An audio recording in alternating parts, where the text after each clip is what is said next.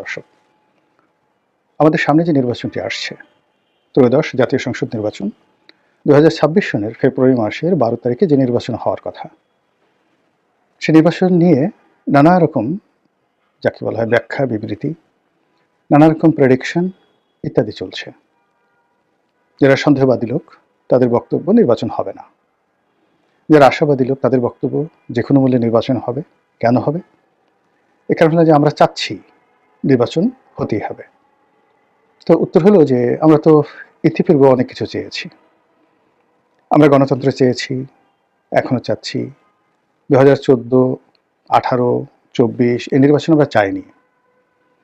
তো সেইগুলো শাসক দলকে বোঝাতে 10 বছর সময় লেগেছে। তো সেই অর্থে এখন আমরা চাইলি যে এই মুহূর্তে নির্বাচন হবে, তার গ্যারান্টি কোথায়? এই বিষয়গুলো নিয়ে আলাপ আলোচনা করব। দ্বিতীয় যে বিষয়টি হলো যে নির্বাচন যদি হয়, সেক্ষেত্রে কিভাবে নির্বাচন হবে? এটি বিস্ময়কর, এটি অভাবনীয়, একটি জাদুকরী নির্বাচন। সারা দুনিয়া অবাক বিস্ময়ে তাকিয়ে দেখবে, যেখানে সকল মানুষ ইতিহাসে সকল রেকর্ড ব্রেক করে নির্বাচনে দলে দলে গিয়ে হা ভোটে ভোট দিয়ে বা সিল মেরে হা ভোটকে জয়যুক্ত করবে, বিপ্লবকে সুসংহত করবে, ডক্টর মোহাম্মদ ইউনূসের হাতকে শক্তিশালী করবে। আর অন্য যে ব্যালটগুলো রয়েছে সেই ব্যালটের স্বাক্ষরদের প্রার্থীকে ভোট দিয়ে বাংলাদেশে একটা নতুন দিগন্ত উন্মোচিত করবে। বিষয়টি আসলে অতটা সহজ আমার কাছে সেটা মনে হচ্ছে না।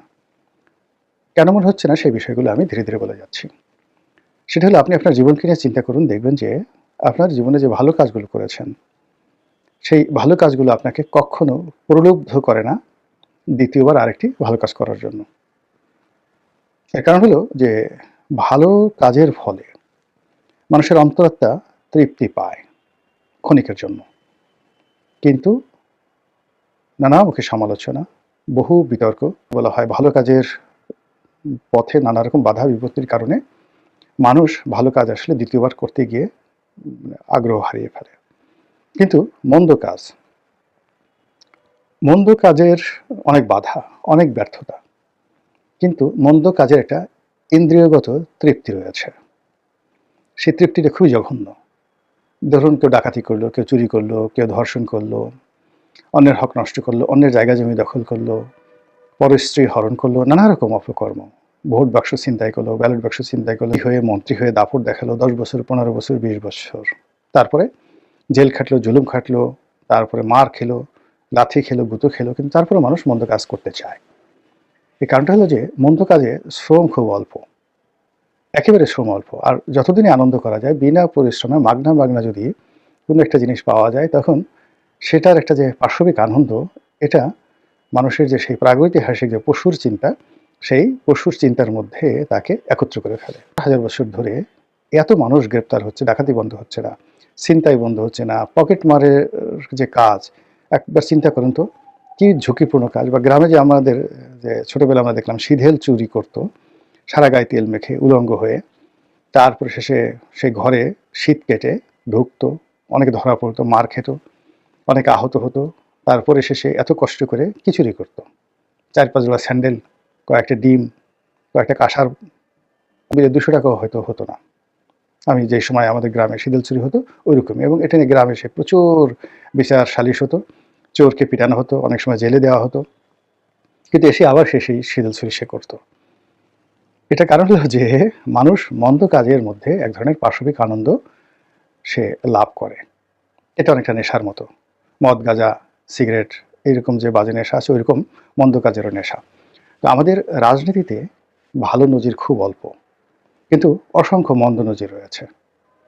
একটি মন্দ নজির হলো নির্বাচনে কারচুপি করা, ব্যালট বাক্স ছিনতাই করা, ভোট ম্যানিপুলেট করা ইত্যাদি নানা কুকর্ম। এবং সেই কুকর্মগুলোর মধ্যে 3টি পিরামিড রচিত হয়েছে। মিশরের যেমন 3টি বিখ্যাত পিরামিড রয়েছে, ইজিপ্টের রাজধানী কায়রোর কাছাকাছি দ্য গ্রেট পিরামিড। আমাদের নির্বাচনের যে রাজনীতি, সেই রাজনীতির 3টি গ্রেট পিরামিড হলো 2014, 18 আর 24 নির্বাচন। আওয়ামী লীগ যে ব্যাপক সফলতা দেখিয়েছে, এই নির্বাচনকে ব্যবহার করে আওয়ামী লীগ অর্থনৈতিক, সামাজিক, রাজনৈতিক যে সুবিধা ভোগ করেছে টানা 10টি বছর। ফলে যে কোনো মানুষকে এটি প্রলুব্ধ করবে। 1, ২ নম্বর হলো যে এই মন্দ কাজের ফলে যে উদাহরণগুলো তৈরি হয়ে আছে সমাজে, রাষ্ট্রে, কৃষ্টি কালচারে, এগুলো দূর করা খুবই কঠিন একটা বিষয়। খুব বড় মাপের সমাজ সংস্কারক এবং রাজনীতিতে বিপ্লবী ক্যারেক্টারিস্টিক্স এটি না থাকা পর্যন্ত কোনো নেতার পক্ষে এই ধরনের পরিবেশ পরিস্থিতি পরিহার করা সম্ভব হয় না। তো সেক্ষেত্রে ২০২৬ সনের ফেব্রুয়ারি মাসে যে নির্বাচনের কথা আমরা ভাবছি, যে সম্ভাবনা আমরা দেখছি, সেই সম্ভাবনার পাদপীঠে একেবারে শকুনের মতো ২০২৪ সনের আমির নির্বাচন হা করে সেই নির্বাচনে যারা কুশীলব তাদেরকে ভয় দেখাচ্ছে, তাদেরকে প্রলুব্ধ করছে এবং তাদেরকে আকর্ষণ করছে, আয় আয় আয় আমার মতো করে একটা অদ্ভুত নির্বাচন কর। আগামীতে নির্বাচন যেটি হবে তার জন্য সবচেয়ে বড় বাধা হবে, বিঘ্ন হবে এই ২০২৪ সনে যে আমির নির্বাচন হয়েছে সেই নির্বাচনের একটা প্রতিবেশ অ্যাভয়েড করা বা পরিহার করা। দ্বিতীয়ত হলো যে এই নির্বাচনের ময়দানে যে ফেব্রুয়ারি মাস, এই মাসটি এই মুহূর্তে যারা সবচেয়ে সফল রাজনৈতিক দল, সম্ভাবনাময়, শক্তিশালী, যারা আগামী দিনে ক্ষমতায় আসবে বলে ধরে নেওয়া হচ্ছে, তাদের জন্য ফেব্রুয়ারি মাসও একটি গজবের মাস। এবং এই গজবের মাসে ১৯৯৬ সনে তারা একটি একতরফা নির্বাচন করেছিল এবং সেই একতরফা ১৫ই ফেব্রুয়ারির যে নির্বাচন, সেটার পথ ধরেই বাংলাদেশের রাজনীতির যত কলঙ্ক পরবর্তীকালে ৯৬ সালের পরে যত কলঙ্ক, দুর্ভোগ এবং দুর্দশা, এটি ওই ১৫ই ফেব্রুয়ারি নির্বাচনকে কেন্দ্র করে। এবং সেই নির্বাচনের দুর্নাম এবং বদনাম বিএনপি কিয়ামত পর্যন্ত সেটা কাটিয়ে উঠতে পারবে না। ওই নির্বাচন দেশে যে সহিংসতা হয়েছে এবং ওই নির্বাচনটিকে বানচাল করার জন্য যে পরিমাণ লড়াই সংগ্রাম করতে হয়েছে এবং ওই নির্বাচনটি অনুষ্ঠান করানোর জন্য বিএনপি যে ক্ষয়ক্ষতির মুখোমুখি হয়েছে, যার দায় থেকে, দুর্ভোগ থেকে বিএনপি এখনো বের হতে পারছে না। ফলে বিএনপির সঙ্গে ১৫ই ফেব্রুয়ারি নির্বাচন, মাগুরা নির্বাচন, তারপরে গ্রেনেড হামলা, জজমিয়ার নাটক, এরপর তেজগাঁয়ের কুখ্যাত নির্বাচন ইত্যাদি যে সকল যাকে বলা হয় কলঙ্ক লেগে আছে ভাই, সেই কলঙ্কের সঙ্গে শায়ক আব্দুর রহমান, সেই কলঙ্কের সঙ্গে সারা বাংলাদেশের সেই জজ কোর্টগুলোতে একই সঙ্গে বোমা হামলা, জঙ্গিবাদের উত্থান, আরও কত কিছু। এবং এই কলঙ্ক থেকে বের হওয়ার জন্য বিএনপি এখন তাকে নতুন করে চেষ্টা করতে হচ্ছে। এবং আপনি দেখুন যে জনাব তারেক রহমান সাহেব বাংলাদেশে আসছে, মানে হি বিকাম এ জেন্টলম্যান। সে এমন ভদ্র হয়ে গেছেন, মেপে মেপে কথা বলছেন, রীতিমতো আমাদের মায়া। এত রাতারাতি পরিবর্তন হন কী করে, এত ভদ্র হন কী করে? তো তিনি চেষ্টা করে যাচ্ছেন, সবাই বলা বলে চেষ্টা করছেন যে না, এবার তারেক রহমান সাহেবের ব্যাপক পরিবর্তন হয়েছে, আর স্বাধীনতা বিরোধী চক্র তাকে ঘেরাও করতে পারবে না, আর সেই হাওয়া ভবনের কুশীলতা তার আশেপাশে স্থান পাবে না। আর যে সমস্ত লোক সেই 10টা অস্ত্র মামলা, গ্রেনেড হামলা, যে সকল ইলেকশন ম্যানিপুলেশন থেকে শুরু করে পত্রপত্রিকার উপর যে জুলুম অত্যাচার চলছিল ওই সময়টিতে, সেগুলো আর চলবে না। যাই হোক, এগুলো সব আশার কথা, আমরা আশান্বিত থাকি, মানুষ বেঁচে থাকতে পারে না। আমরা সেই বিতর্কে না গিয়ে আমরা যেটি বলতে চাই সেটি হলো যে যখন মানুষের জীবনে একটি মন্দ ঘটনা ঘটে, সেই মন্দ ঘটনার প্রতিক্রিয়ায় বারবার শুধু মন্দ বিষয়গুলো তাদেরকে টানতে থাকে, ভীষণ রকম টানতে থাকে। এবং একটা বিষয় আপনি দেখবেন যে আমরা কবরে রাখার সময় যেটা দোয়া পড়ি, মিনহা খালাকনাকুম ওয়া ফিহা নুইদুকুম ওয়া মিনহা নুখরিজুকুম তারাতান উখরা। অর্থাৎ হে মানুষ, মানে আল্লাহর বক্তব্য, পবিত্র কালামের পাকে যেটা বর্ণনা করা হয়েছে, হে মানুষ, এই মাটির মধ্যেই তোমাকে দাফন করা হলো এবং এই মাটি থেকেই তোমাকে আবার মানে উঠানো হবে কিয়ামতের দিন। এর অর্থ যে মানুষের যেখানে শুরু সেখানেই শেষ হয়, যেখান থেকে তার উত্থান হয় সেখানে তার পতন হয়। ঘুরে ফিরে একটা সার্কেলের মধ্যে মানুষ সবসময় ঘুরতে থাকে। তো সেই দিক থেকে জামাতের একটা সার্কেল আছে, বিএনপির একটা সার্কেল আছে, আওয়ামী লীগের একটা সার্কেল আছে।